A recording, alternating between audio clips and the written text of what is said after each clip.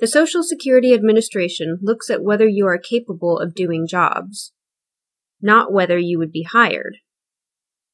Thus, you may have to prove that you are unable to do jobs for which you would never be hired. In some cases, the medical findings about your condition alone will cause the judge to find you disabled. In other cases, the majority, we usually have to prove two items. 1. Your medical impairments prevent you from performing any significant job you've done in the past 15 years. 2. There are not many other jobs you are capable of doing considering your age, education, and work experience. Think about all the jobs you have had in the past 15 years and pick out the easiest one.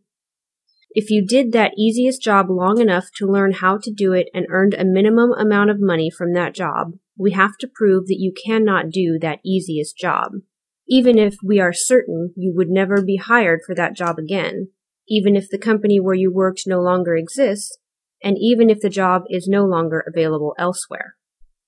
Proving the second item is even more complicated and opposed to common sense. In many cases, we have to prove that you are incapable of doing jobs that we know you would never actually be hired for. This does not mean that you have to be unable to do anything. In fact, very few people who go in front of an administrative law judge are unable to do any job at all. This is an important point to grasp because one way to determine disability is by figuring out what you can do. Then we can determine whether or not jobs within your capacity exist in significant numbers in the economy, considering your age, education, and work experience. The rules that we use for determining disability apply most directly to impairments that limit your physical ability to stand, sit, walk, lift, bend, or work with your hands.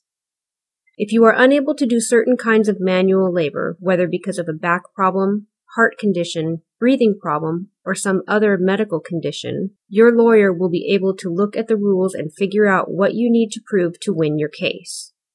Here are some examples. If you are under age 50, the general rule is that you must prove that you cannot do an easy sit-down job or even a job where you are allowed to alternate sitting and standing during the workday. You have to prove this even though you might not be hired for such a job. If you are age 50 through 54, the general rule is that you must prove that you cannot do light work, that is, work involving being on your feet most of the day and lifting up to about 20 pounds. Thus, even though you might still be able to do a sit-down job, a desk job, you can still be found disabled. If you are age 55 or older, it gets even easier. The general rule is that you must prove that you cannot do medium work, that is, work involving being on your feet for most of the day, frequently lifting 25 pounds, occasionally up to 50 pounds. Thus, you can even be capable of doing light work and still be found disabled.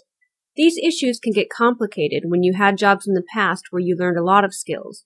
The judge will want to know about your work skills, and you must be able to explain them to the judge. How do we go about proving all of this?